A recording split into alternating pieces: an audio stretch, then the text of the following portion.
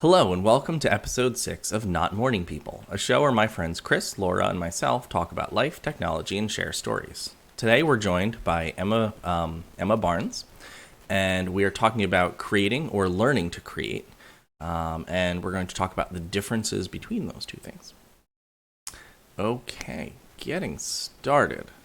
So, why doesn't everyone briefly introduce themselves? I will start. My name is Nick Ruffalo. I'm a software developer and content creator, a dad, a husband. I do a lot of things and a lot of volunteer work, which is why I'm tired, because I was volunteering last night. Chris, you want to go? Hello, I'm Chris. I'm trying to think of different descriptors than I usually use. I am a vegan pacifist programmer dad in Carborough, North Carolina. Laura? I am a taxonomist on Staten Island, New York. I'm a mom of 2 grown daughters, a big reader, a writer, a knitter, a cook, among other things. Emma? And hello, thank you for having me back again. I'm Emma Barnes. I'm a publisher turned programmer, maker of Continence app, which you should use if you work in a publishing company and need to manage your data. Maker also of makeourbook.com, which is a company where the children write the books. And I also run Snow Books, which is my independent publishing company that I started about 20 years ago when I got sick of working for the man. Thank you. How do you manage to work and do all of those things simultaneously? Are there no beds in your house? Well, and there's other stuff, of course, as well, because I've full-time home educator as well. So yeah, Holy cow. I think I just do them all badly. Should we go with that? I'm sure that's not true. Exactly. Maybe 1 or 2 of them, but Yeah. all right, so that's a great segue. So let's start with, what are you reading? Emma, would you like to go first? Yeah, sure. I have a pile. On the home educator front, I am rereading, I guess, this, and it's called The Brave Learner by Julie Bogart. It's quite a new addition to the home educator standard library, and it's the sort of book that we reach for when we're having tremors about whether this was a good idea or not. It's very reassuring, very good reminder of all of the benefits that a more personalized education can bring to a child, and a nice joiner between some of the lofty ideals and also how to actually execute those good ideas. So I'm enjoying looking at some of the interesting things that can be benefited from when you're liberated from school. In the UK at the moment, the home education community is, I want to say, under fire from the government a little bit. There's a Conservative MP who's chairing an education select committee, who is very keen to have home education people monitored more closely. And it feels very much like the sort of slippery slope. First you have a register, then you have well, we all know where these sorts of things Yes. go. Yes, so that's quite interesting at the moment, occupying quite a lot of brain space. I have the Pebble Spotter's Guide, which is very summary, and also we've all spent a lot of time over the last few months being more home based and being more focused on the tiny things around us. And the Pebble Spotter's Guide by the British Geological Survey is just a delightful little thing about, here's a pebble, let's have a look at it. What do we know about this pebble? And it's just so small but careful as well, so that's going on quite well. And then I've got this ludicrous Star Trek Voyager tie-in thing, which I'm not reading, but kind of reading, because my boy really likes Voyager, and naturally I want to parlay that into something paper-based.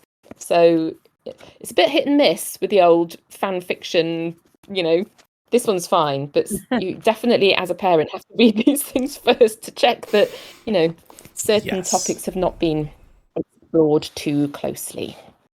All right. The 12-year-old mind.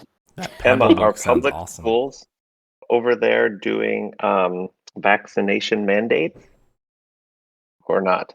No, not yet. No. So public schools in America, are those the ones you pay for or you don't pay for? Public schools are, Because Uh, are public schools, covered by taxes. So technically, Yeah. yes, you Yeah. pay for them, but no, you do not have to Right. pay to attend. Of course. So public schools here, you pay for, Mhm. and state schools, you are the ones paid for through taxes. Neither Right. are, as I understand it, mandating vaccinations yet. There is talk in the paper today about 16 and 17-year-olds being eligible soonish, but and Scotland, of course, is different, and Wales is different as well. So we will see. Hopefully soon. But with the caveat, of course, that this is a global problem. So whoever needs it, let's get those people access first, and then we'll see. How about there? What's the status?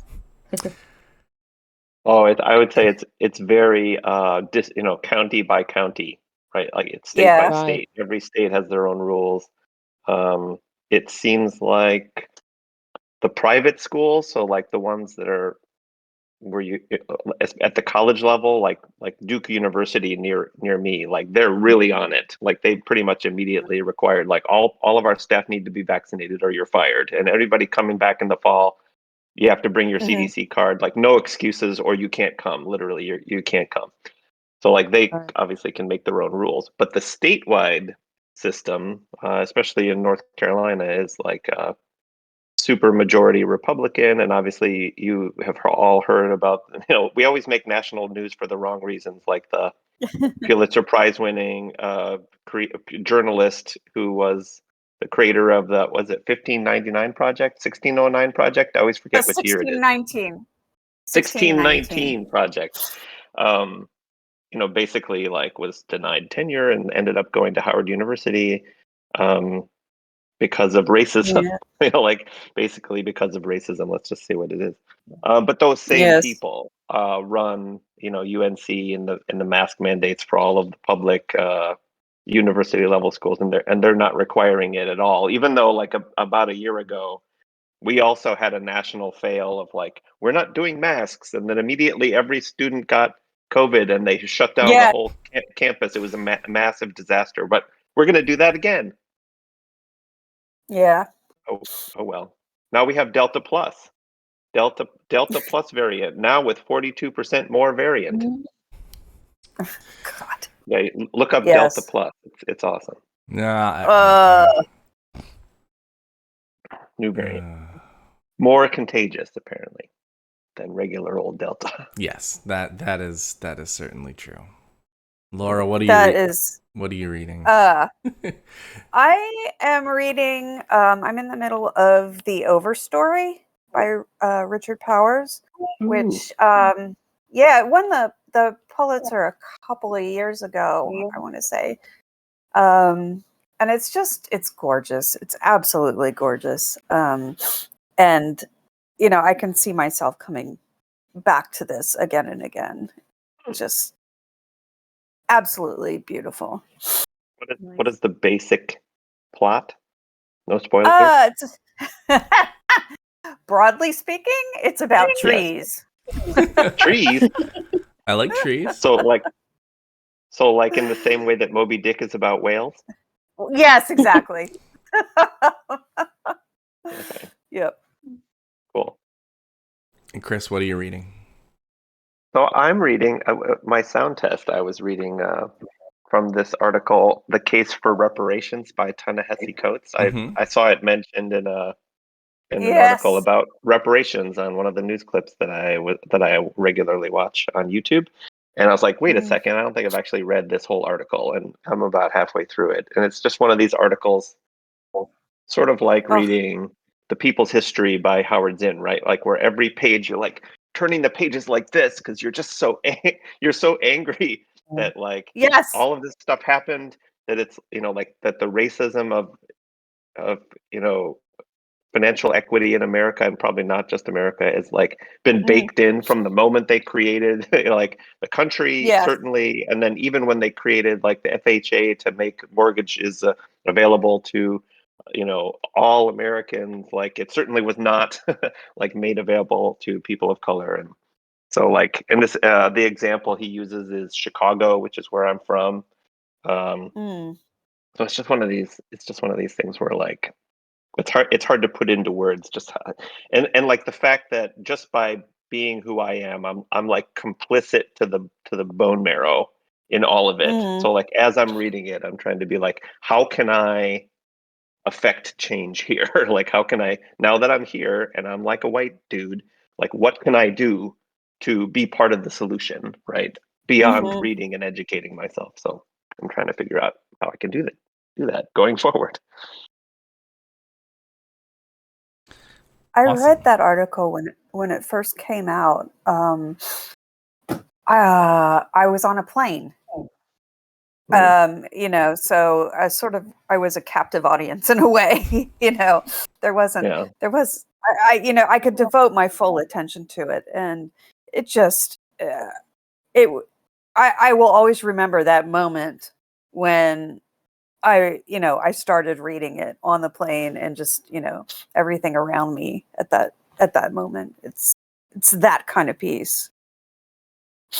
Yeah, it's one of those things where, just like when I decided to minor in cultural studies in college without really knowing what that was at the time, because I was Yeah. an ignorant small town Wisconsin person. And like every single class is like pulling the wool off of your eyes about like America, Yes. lies, lies, lies, Yes, history, lies, exactly. media bias, lies, racism, Yep. um, social identity, the Howard Zinn book, like all of it. It's just Mm. it's one of those things where it's like it's hard to avert your gaze and look in the mirror, but you have to. Right. Right. Yeah. But yes, it's definitely something like that. So I'm reading. I'm still reading How to Talk About Hard Things by Anna Sale, but I'm also reading a book with Dexter that I wanted to bring up just because its premise is so ridiculous, and it's part of a series called Throwback. And it's the second book, I believe, and it's by Peter Larangis, which, if that name doesn't sound familiar, he's written almost like 200 something books. It's ridiculous. Oh. But he writes a lot of stuff, and he's an amazing author. And if it wasn't for him, I probably wouldn't read this. But the premise is there is a small amount of people on Earth who can time travel. But all of them can only time travel and kind of become passive observers. So they can go back in time, but they can only really observe. If they try and change things, things always right themselves. You can't rewrite history. Oh, But this wow. one boy who's 13 is a quote unquote throwback, which means he can travel back in time and change things. So it starts out, the first one, and again, it made me feel a little weird and old. He travels back to save his grandmother who passed away in 9/11. And it was an event he wasn't even born for. So Oh my it was God. like, oh my gosh, I feel old. But so he ends up going back, and he doesn't stop the event from happening, but he manages to save her. So it was like, okay, they're really willing to kind of go there. So this Wow. one, Yeah. what grasps me is his attempt, or at least where they're going, is they are trying to kill Hitler in 1939. And I'm like, where are they going to go with this? Like, it just, Right, it's, because that's the yeah. everyone Eh, jokes, but he's yes. trying to go there. And if this was any other author, as I said, like I probably would not even give them the time Yeah. of day. Like that's just Exactly. too audacious. But I'm just interested in seeing where he goes with this and how this. Like I'm just very curious. Wow. Wow. But it's also interesting reading this with my 10-year-old as well, because there's obviously a lot that's not covered, but they talk about how it was, and they talk about why, and why the character, as he was learning his family history, and his friend who can also travel in time but can't change it. So they're both learning about their family histories and how they ended up in America, and the atrocities, and they talk a little bit about Auschwitz, and they don't go into detail, but they explain. So it's just going through that sort of history with a 10-year-old is always interesting. Wow. Yeah. Seems like a lot for a 10-year-old. Yeah, God. It is, but that said, introducing it in a PBS special, or not even PBS, in like a Sesame Street way of like, oh, well, it was bad, and Germany tried to take over other countries, but no, the world got together and stopped. Like, doing it from that perspective as well, I think is almost just as damaging, because you don't quite appreciate and understand how terrible war is, and the dilemmas of when to get involved and things like that. And I think you need to have that context. Otherwise, whatever you learn when you're a kid is what you grow up with. Yeah. It is heartbreaking having to smash the innocence, certainly. Yes. The children have an assumption of good faith. They don't really have a notion that a government can be bad. Right. That's so undermining and unstabilizing that I just don't think that's their starting point. And so you have to consciously explain that adults can be wrong and adults can be bad.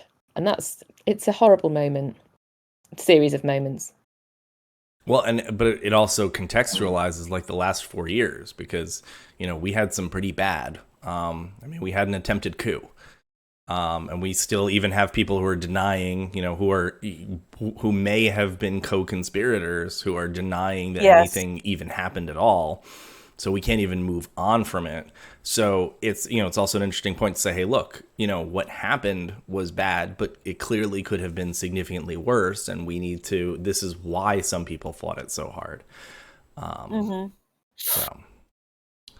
It's interesting, actually. As soon as you said that, Emma, I was like, that would make a really good book plot, to like have some kind of dystopian future that is told from the point of view of like a 10-year-old or something, where it's revealed to and then I was like, wait a second, that exists already. Have you read The Giver? Right, like The Giver is sort of that story where like it's this crazy, awful dystopia, but because the narrator is a young person, it doesn't really dawn on them until like halfway through the book how awful it is, because they can't comprehend the awful. It's like, yeah, they don't even see color, right? Like literally don't see color until later.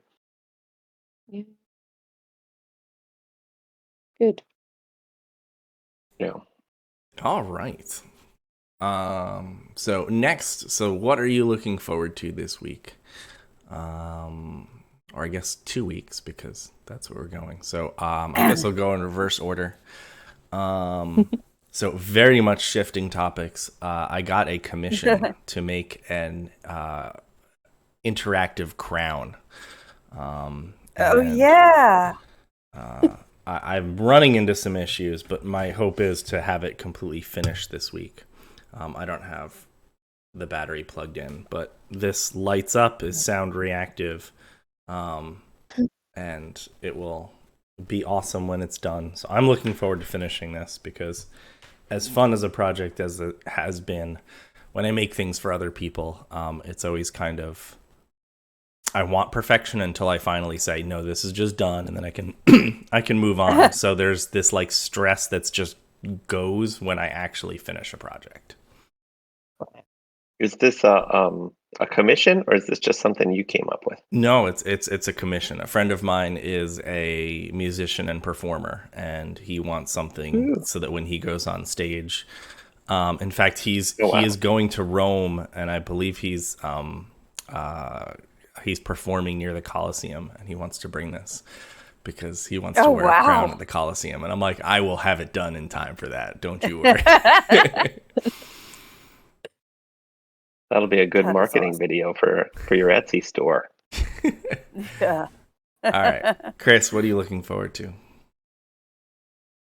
So mine, I guess, is just I'm trying to focus on the pebbles metaphorically in my life right now because my oldest kid is about to go to college and is Mm. going to be moving up there with his mom like next Tuesday or something. So like the days are numbered here for one of my two children being an adult, Oh, doing all the wow. adulting things. Any advice, Yes. Laura? You've done this before. Oh my So I'm just God. it's just like, oh, this is the last time I'm having dinner with him. Oh, this is the last time I'm going to Right. be having the weekend with them. Um, all the It, last. yeah, it's that said, it's really not, right? Yeah. He'll come Yeah, home. yes, definitely. um, and and you'll be sort of amazed at how quickly things slip back into Yeah, how they've kind of always been. But that said, there's a danger to that as well because, of course, they're changing, they're growing, they're becoming the adults that they're going to be, and yeah, some of those, childhood patterns aren't probably, that everyone will slip into, are probably serving them the way they used to. yeah. I think mine is yes, sort of a fear of something that won't exist. Because you're right, kids will come back. But I guess I'm always like, but I don't think he Hmm. knows how to wash. I don't think he knows how to run a washing machine. Like He will practical. Like find out. Yeah. how does He like will- I don't know that he knows how to make ramen in a hot pot. Like I know they're pretty simple, but we've never made them do anything. I mean, we that is should have, I part of suppose. the experience. Yeah.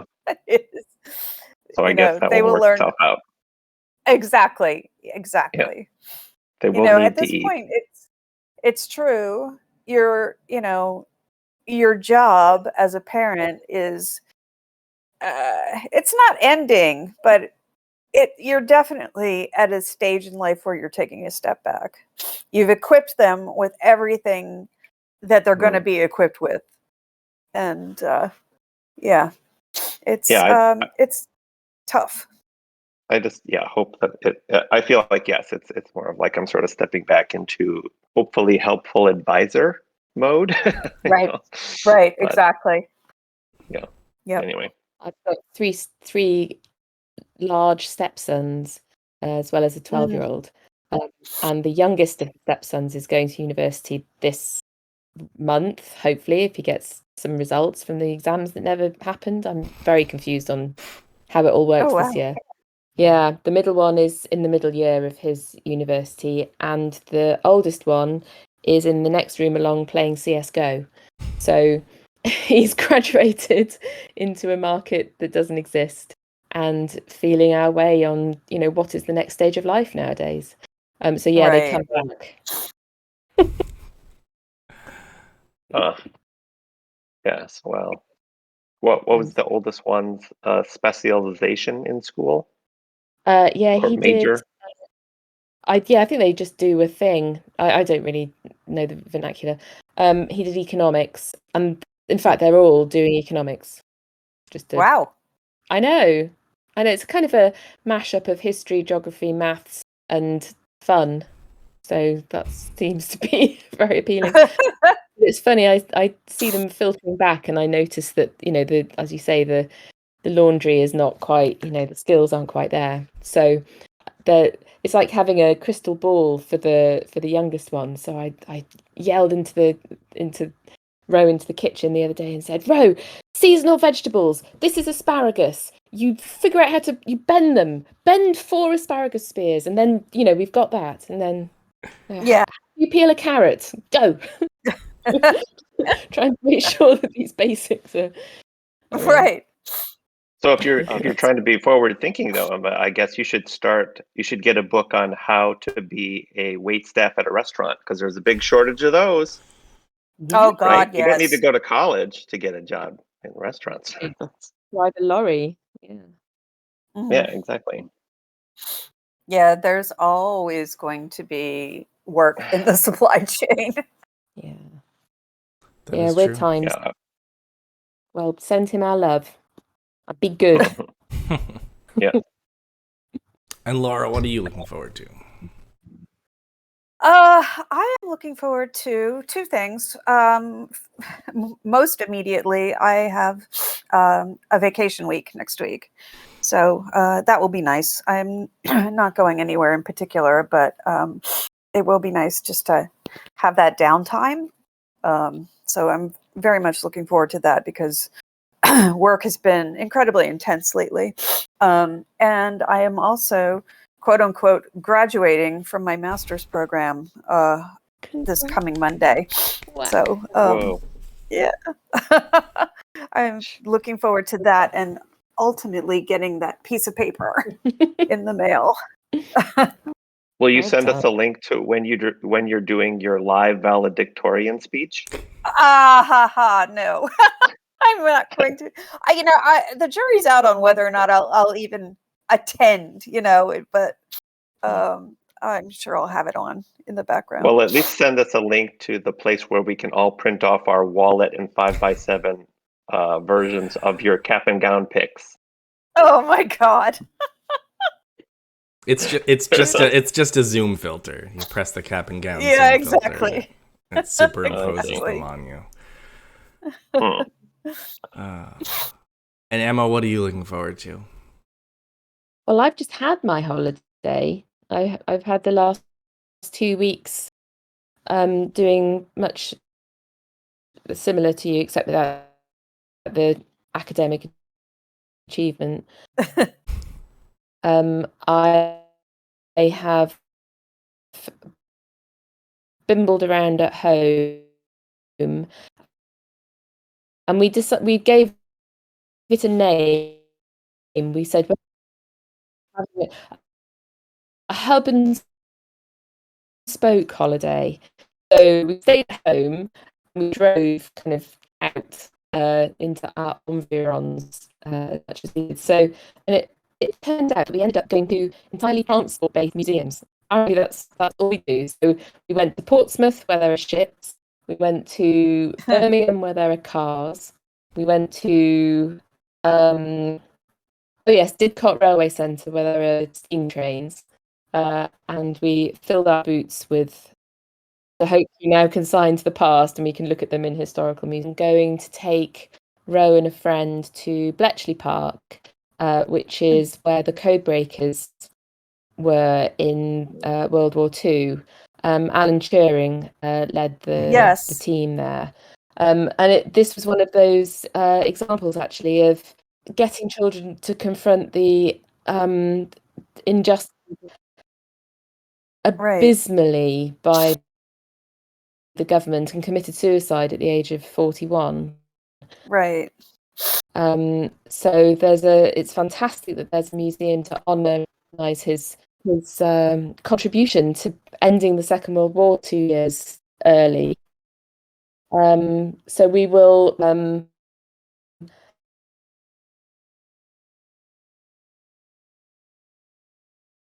All right. I'm having a little bit of a connection issue. Oh, okay. Drop and reconnect. Mhm. Hopefully Oh, we're there a we little go. better now.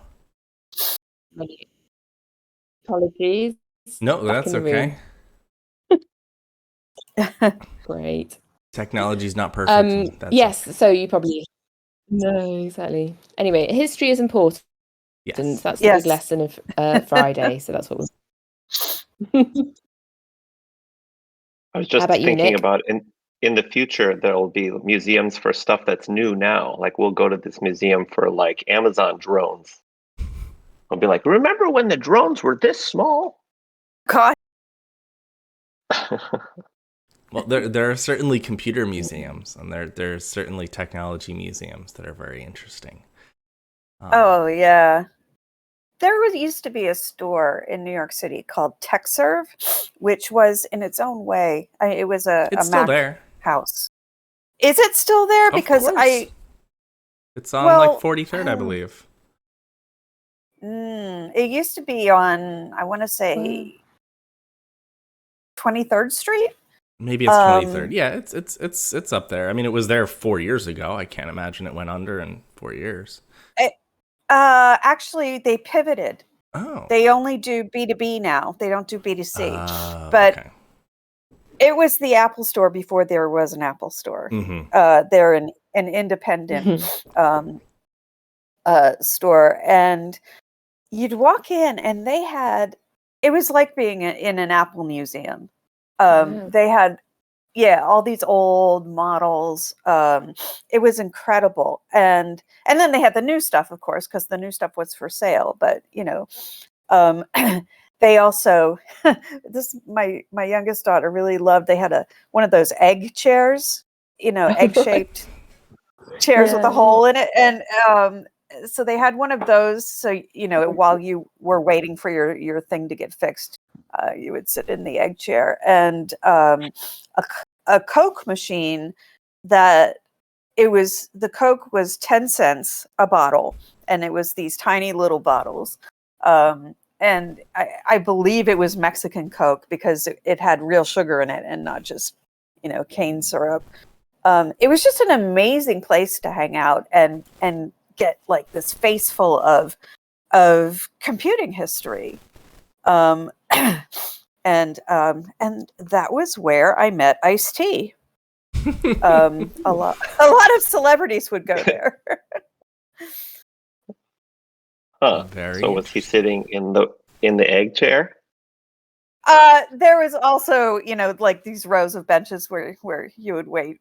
They would make you take a number. It was like a New York deli. You'd walk in and take a number right away, and then you'd sit down. And he was there with his wife and his very flatulent bulldog. I love that that's what you remember. Yeah.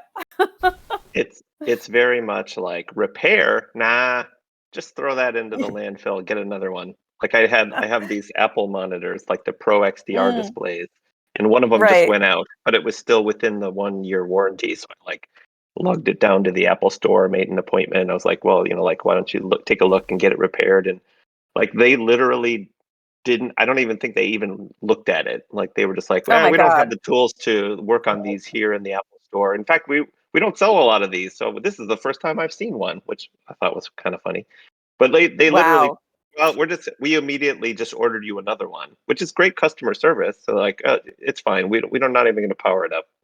But the idea that well, it does get repaired. It goes back to a proper repair house. I mean, the problem is everything is so tiny that unless it's like, oh, you have a bad RAM chip, we're going to take we're going to take it out and put it back in. But even then, Apple does not let you upgrade. So it's not like, a standard laptop or a Windows-based laptop where it has a RAM slot where you can pull out the RAM and put in new RAM. Like everything is built in to save as much space as possible. So that means that I would not trust an Apple Care worker in an Apple store to be desoldering RAM. Like I want a machine to do that because otherwise the whole entire machine is going to be gone. Right. Yeah.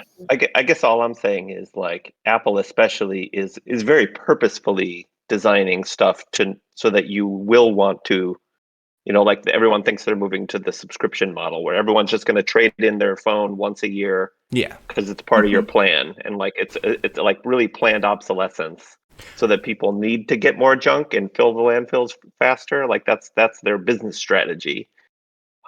Is not just subscribing to the service, but that's sort of subscribing to the hardware too. Like every year you want a new Mac, a new iPhone, a new iPad, we're just going to send it to you for $300 a month or whatever it is.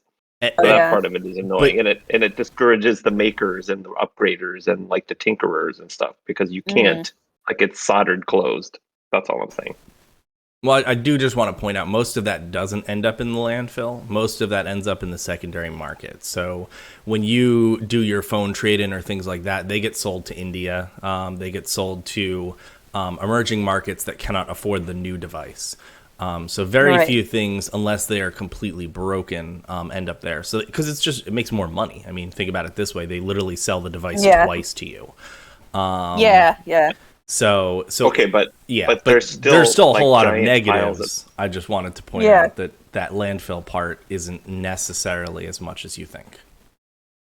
But every time they get my used iPhone 12, we don't need to dwell on this, by the way. There's like a bigger pile of iPhone 10s in China and India. That's all I'm saying. Like, right, like if they're buying our secondary stuff, that like the older stuff is still going somewhere, right? I mean, usually it gets sold until it no longer works, Yeah, and that, well, believe it or not, is a long way. well, that's good. It teaches the behaviour that's so insidious, isn't it? It's that this is the accepted approach to discard and purchase again. Yes. That's the lesson that's Yeah. being taught, and the unpalatable And one. FOMO, yeah, the very powerful, marketing to our feelings of FOMO baked into our Right. brains.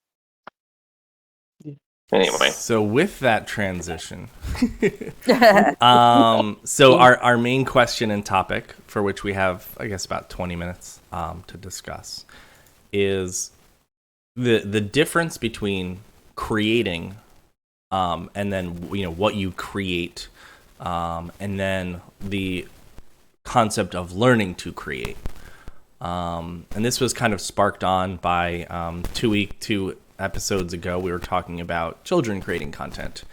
And there's a whole lot of concerns and questions and everything around what happens when, a child becomes of age, which in most countries is 18, and they want their content. And do you hold on to that content? Is that content, do you tag that and make that easy, or is that just content that is ephemeral and at some point is, only exists on someone's bookshelf of whoever bought that book and no longer follows that student? So there's a lot, there's kind of pros and cons to that, but I just wanted to talk more generally, just the concept of, creating versus learning to create, and is it okay to kind of throw out art, if that makes any sense. I'm getting is anyone else hearing static? No static. No, A little bit, okay. but it stopped. Okay, that's all right. Well, let's ask our special guest if she has any thoughts Yes. first. Yes. Exactly. I think bringing it back to children just because it's in my head, but one of the interesting experiences I'm having with not delivering education through a school environment, which needs to manage in bulk, in batches, I'm discovering how long the learning process is and how long a childhood can be, and how the flow of learning is much less. The curriculum, it seems to imply that you learn a thing and then you learn the next thing and you learn the next thing, and you're it's a linear graph. You're always learning and adding to the previous information, knowledge, skills that you have. But I feel like actually we learn throughout life in waves with plateaus. And so you have an incredibly interesting period where you're obsessed with the Titanic and everything to do with the Titanic, and the social history is fascinating, and what happened in the Belfast ports is fascinating, and the ship itself. And you explore everything through the particular lens of the thing that you happen to be obsessed about, and then you forget about it for years. And but that knowledge that you glean from that particular point of interest settles and matures quietly and in a sub-process on its own. So I feel like the act of creating is such a subtle one, and it's over such a long period of time, and it can look so small at different points along that timeline, but it amasses to something that amounts to a 20-year education. So I feel like the individual acts of creation in themselves are neither here nor there. They're ephemeral and almost invisible, but it's much less that there's a linear march towards ever accruing knowledge in a lovely straight line, but I feel like there's micro creations and micro knowledge increases that suddenly at the age of 25, 35, 55,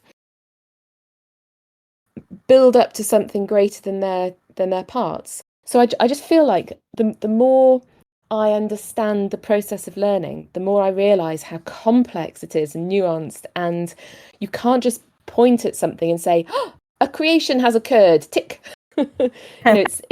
It's much more life scale measurements going on there. I don't think that answered any sort of question at all. Blah, blah, blah.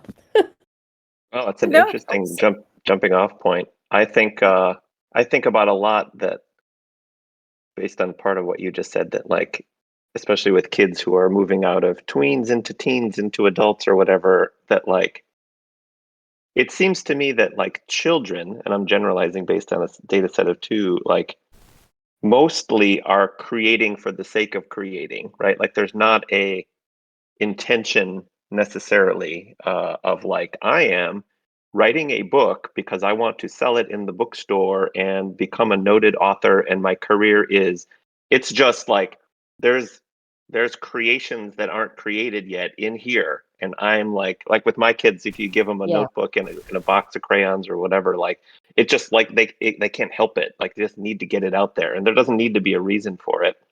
And so it's interesting to think of like, when does that change, or should it change for adults, right? Like should you be creating because X? Well, it isn't. I would argue in both of those Okay. cases, their motivation. It's just in one of it, it's an economic motivation. And when does that switch? When all of a sudden economics matter. So if you wake up and you have to pay rent, all of a sudden economics matter. When you're a kid, unless you have to pay rent, which is, happens to some kids, but, if you're living with your parents and all that, you are unburdened by that need and desire, so then you can let your other desires drive you. Mm-hmm. Yeah, It's there's. interesting. Oh, Emma. Sorry. No, I was just thinking back to when I was a kid, running around with other kids in my neighborhood. We spent, God, it felt like forever, but it was months, months and months and months on end, planning a show. It could have been a full year.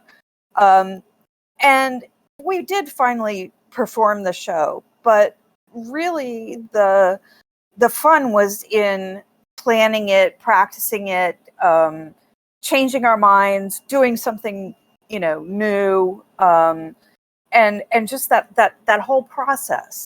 And it didn't really matter if we ever did wind up performing it. It actually was kind of a letdown in a way when it came to that moment, because the buildup had been so spectacular and had taken up so much of our time, and our little tiny lives at that point. So, in that regard, there's a lot of that in childhood, and like you said, completely disassociated from any eventual outcome. Just the creative process there is really integral to childhood and to growing. Mm-hmm. It's in. I would say, yeah, you go, You Emma. remind me of the. I'm so sorry. There must be a lag, and I'm butting in on you.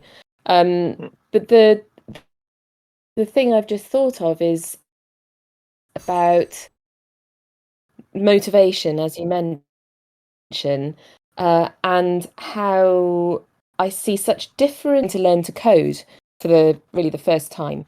The motivation there, I'm not even sure it's economic. I think it's finally I'm going to get a chance to show them. And I think there's some interesting repressions that have happened in a lot of people's lives where they've not been permitted or given permission or whatever to be able to explore computers. And it's funny because if you look at a lot of the media, it feels like all children are being encouraged to code. Code is the future. Children are actually children are very sort of immediate focused and would much prefer to be able to write Half-Life Alyx immediately and don't necessarily want to go through that 10-year learning process of, really good programming skills. Whereas people who've gone through a sort of education, worked for a bit, and have looked around and thought, why am I excluded from being able to operate a computer fully? This isn't so that the motivations are obviously paramount to any learning, any creation happening. But if you think about how when adults are learning to code, what are they doing? Are they creating? Are they acquiring knowledge to create something in the future? The little toy apps we write, they are creations, but it's not that sort of pure artistic expression of oneself that you necessarily think of when you're talking about the creative process, the creative artifact. I'm not sure. I think there might be a horrible delay. No, there is. There's a little bit of a delay, but I think we're being respectful and giving an extra moment to process everything that's being said as well. Exactly. Yeah, it's what you said is landing, Emma. There's a lot to unpack that I want to respond to. The first is, I think it's also important to understand, if you imagine like an apprenticeship. So if you want to be a blacksmith and you want to make swords, you have to make bad swords before you can make good swords. And those bad swords may never even be sold. Like, they might even be scrapped, and if they can, remelted down and resmelted. If not, they just get thrown away or become practice swords. But you have to go through that process of creating and having someone constantly say, that hammer strike was good, that was bad, that was good. So you need to be able to go through that process, and learning how to code is very similar. Like, you have to create a website that's just bad before you can create a website that's good. No matter how many tutorials you go through, like, your first website is not going to be as good as your second one, as your third, etc. And I think you're right on the attention span, so to speak, that wanting that immediate. And I think it just dawned on me now, our education system, or at least here in America over the past 15 years, has been very focused on giving that immediate feedback. And I'm not saying our society hasn't helped and pushed this along as well. I'm not blaming our education system, but our education system is always, okay, our math is now, okay, everything is just really small. So everything is a really easy, small step. And then you are rewarded at that end of that step. And I think that's good. And it certainly teaches.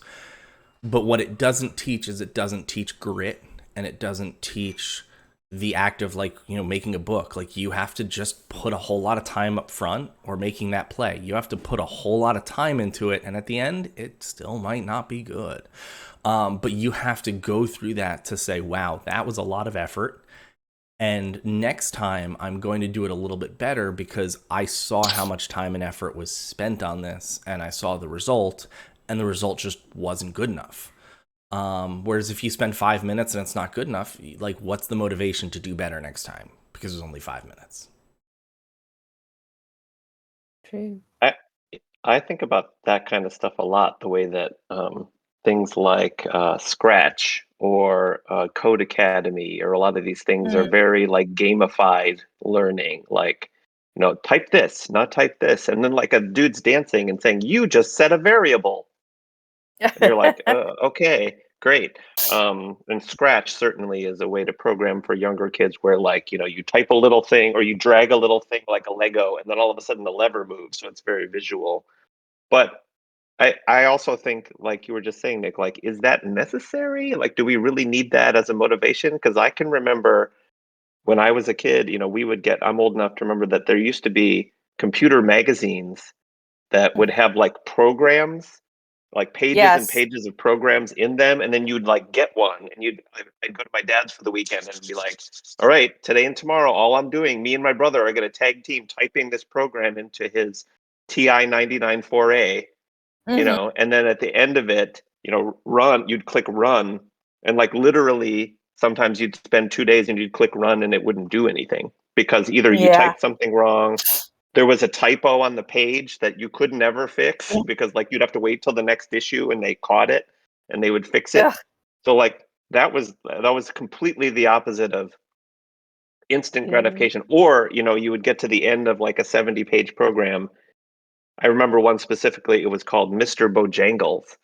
And who was like a performer, like a vaudevillian performer back like at the beginning of the moving picture age or something. Yes. And what you were building in this program was literally like a 2-panel sprite of like a little stick figure going like, Mm-hmm. and that's all it did, and it was like this big. And at the end of that, like hitting run and then having it go and being like, that's what I spent my whole weekend doing, is that.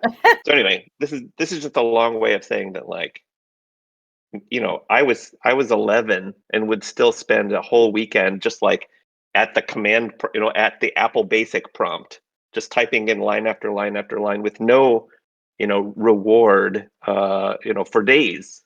Mm-hmm. And I was fine with it. Like I was still motivated by it. So I don't know, like if what we're doing now with Code Academy and Scratch is better, worse, different, thoughts? I think we're just not going far enough.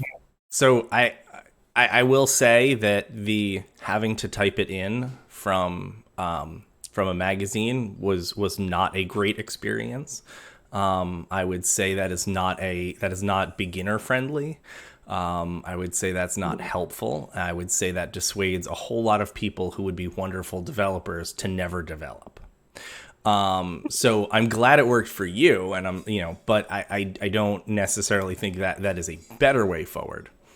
I think what I would love to see is more focus on that delayed gratitude. So great, fine, you do something in Scratch, and then it rewards you after making a variable, but then immediately it gives you a quest that takes 10 minutes. So then you do the 10-minute quest, and then it gives you the quest that takes 15 or 20 minutes. And the reason I know this not only works and not only will be done is take a look at every video game that comes out today. So every Zelda game, the first quest they give you takes you 30 seconds. And then the second quest takes you a minute and a half. And then the next quest takes you 30 minutes. And all of a sudden you've logged 25 hours in a game. And these games are wildly successful. So I know that children are completely capable of taking on big tasks that take a long time. They just need that succession ladder. And I think education, at least I have not seen a good succession ladder that isn't the constant 5-minute pings. Emma, as a home educator, are you finding that certain styles seem to work better for Rowan? Or, I would imagine that different kids would learn in different ways, and that, some approaches might be wildly successful with some kids and not at all with others. I mean, that's the absolute nail on the head, because every child is different, and I can't make pronouncements on what's good education and bad. All I know is what works for my singular child, Right. which is the huge benefit that I have. I mean, he happens to be a 12-year-old who dislikes enormously gamification, because he thinks it's belittling. He likes textbooks. He likes dry material because he feels like he's getting money's worth. Do you know what I mean? And Right. that may evolve over time. This may be that he was in education previously and he has a sense of what is learning, and it has to hurt. Right. I'm keen to, but there are. He has displayed, for instance, extremely diligent and long-term application to particular projects. The one that springs to mind, which is, there have been some academic ones, but Elite Dangerous is a game that is now available, and one has to grind, I believe the language goes, for days on end. And to the observer, what looks like incredibly boring space travel, where you just sort of point your spaceship nose at space and then time passes, you arrive at a planet and you mine it for minerals. It's like a strange economics game, you'd have to accrue enough matter to take it to the market. But, many days pass and children will have the ability to stick it out, provided that somehow it's triggering whatever it is that needs triggering.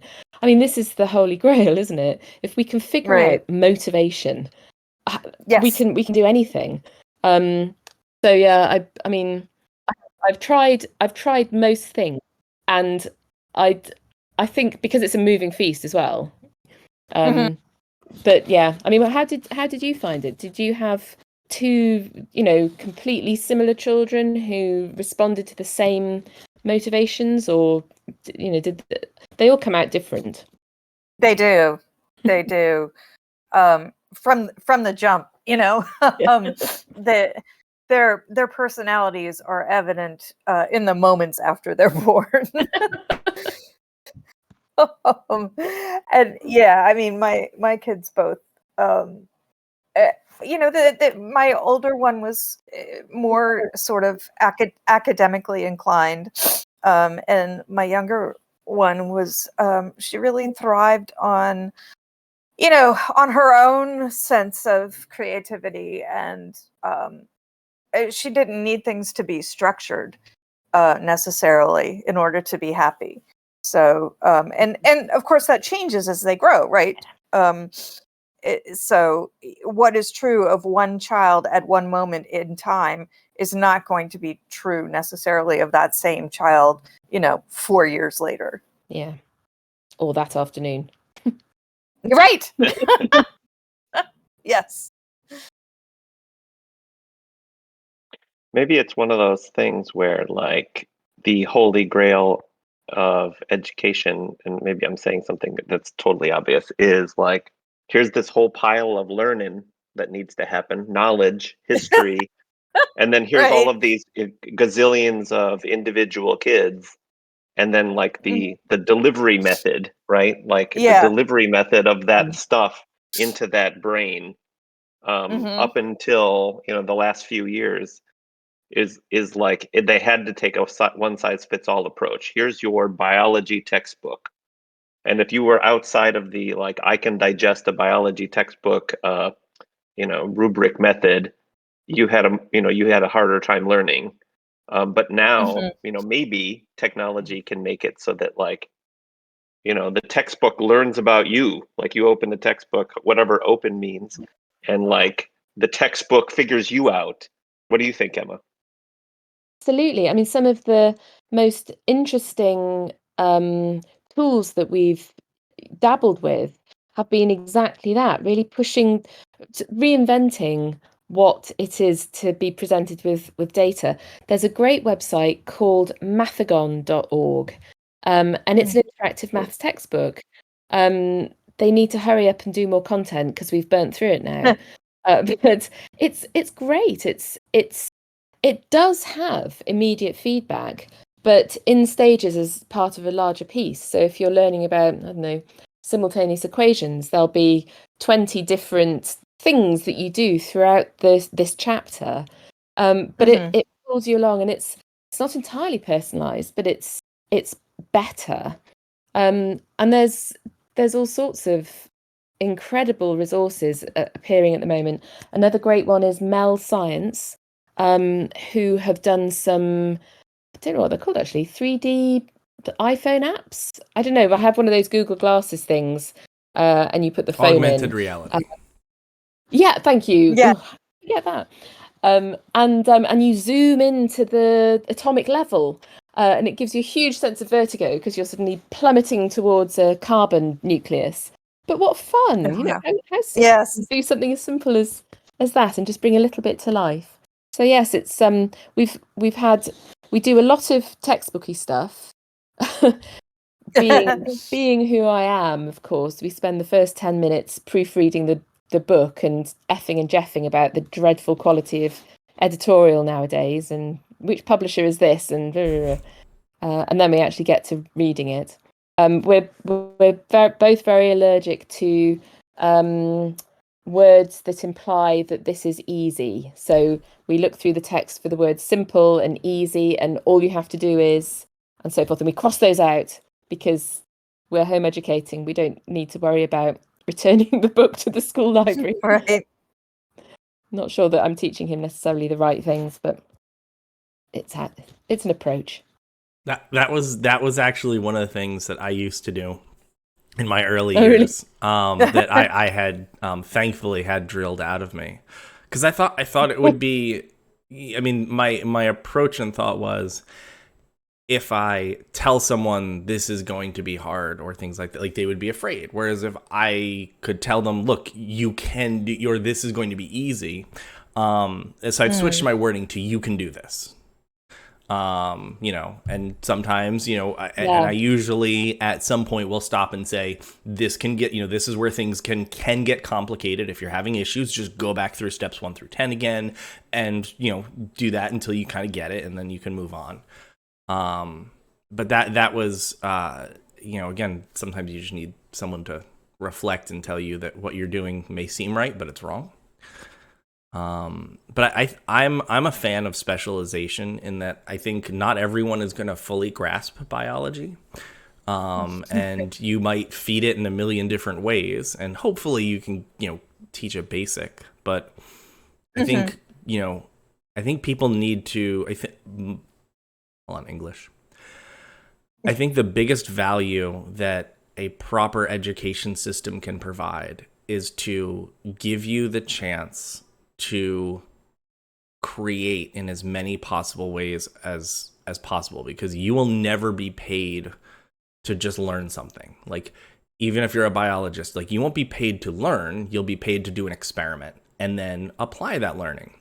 So if you don't have a science lab class that lets you hands-on do science, you have no idea if that's something that you even are excited to do or want to do or things like that. And at the end of the day, you have to do something. And that doing something could be bussing tables. That doing something could be lifting boxes. But that's still doing something. And I think that's more what we need, is we need to let children experience different creation, and then find the ones that were like, you didn't hate that, or you like that, explore that further, so that they have some sort of skill set. Because not everyone has to love their job, not everyone, but like, you have to be able to get up and do it. Right. And our goal for education still, because we don't have a society that takes care of itself, is to be able to take care of yourself in the society we have. So I think, we need to focus on making sure they have those skill sets. I think, and one of the most exciting things about technology now is that it enables, for people who have access to it, let's put that out there, it enables education to be individualized down literally to the student, right? Like, we have that now in some cases with Code Academy or whatever, where it responds to feedback and redoes things if you are having trouble or whatever. But just imagining a future where, we go from like one size fits all. There's a scene in Back to the Future 2 where he's in the future for the first time, and he puts on like an outfit, and they're like, there aren't sizes in the future. You just put on the jumpsuit and it just goes and it like changes to fit you. So it's like literally, it's like taking one size fits all, like literally to this. Yeah. But like, this technology we have, it's sort of like the ability to kind of like turn that upside down and be like, all sizes fit one or something, like some kind of opposite, where it's like the same material, but we're gonna change it so that it fits you perfectly. Is kind of one of the most exciting, whether you're on the, the struggling end, or the like, I'm bored, this is going so slow end, and anywhere in between. That like Right. the textbook can change. Like, that's pretty cool. Yeah. Yes. So There's a lot to think about. We're approaching the hour. Oh, Ooh. And I did find and get ready, and I was going to bring it up, that wonderful diagram that has data, which is just a bunch of circles, information, which is a bunch of circles colored in, knowledge, which is a bunch of circles colored in with, lines connecting them. Insight, which just shows which dots are important. Wisdom, which connects those dots. And then my favorite one follows up with conspiracy theory, which draws a unicorn out of the dots that are available. Excellent. But that's and I think that's we need to follow that follow that progression with kind of everything, and that's that concept of learning is every step is a little bit harder, but we have to get to that point of wisdom in something. If you're wise in shipping logistics, that's great. You'll always be necessary. If you're wise in gardening and knowing what needs what when and things like that, if you can get to wisdom or insight, then I think you're good. But we have to get people somewhere. So with that said, and to be respectful of time, I'll give everyone a chance to kind of sign out. Chris, anything you want to end with? Just have a great week, everybody, or weekend. Laura? Same. I'm wishing everyone a delightful next 2 weeks till we meet again. And Emma, thank you so much for coming back. It's always amazing to have you with us. Well, thank you very much for having me. It's been lovely, and I'm glad I had the chance to have 3 more coffees than you as well. Okay, time zones worked out well for me. I always write down everything you say, Emma. I wrote down Mathagon. I wrote down Pebble Spotter's Guide. Excellent. So be careful what you say, because I write it all down. Great. Words are important. Yeah. Yes, thank you, Emma. I really appreciate you coming on with us. Thank you, Laura and Chris. Emma, I didn't specifically call out if you would like to have any final comments. So would you like any final comments? No, are we going to say which charities we're interested in? Normally we would, but I was trying to be respectful of time, so we kind of cut that. But if you'd like, if you have one you are super excited about, please. Well, just to finish off what we were talking about, really, I have been giving to Khan Academy for the last year.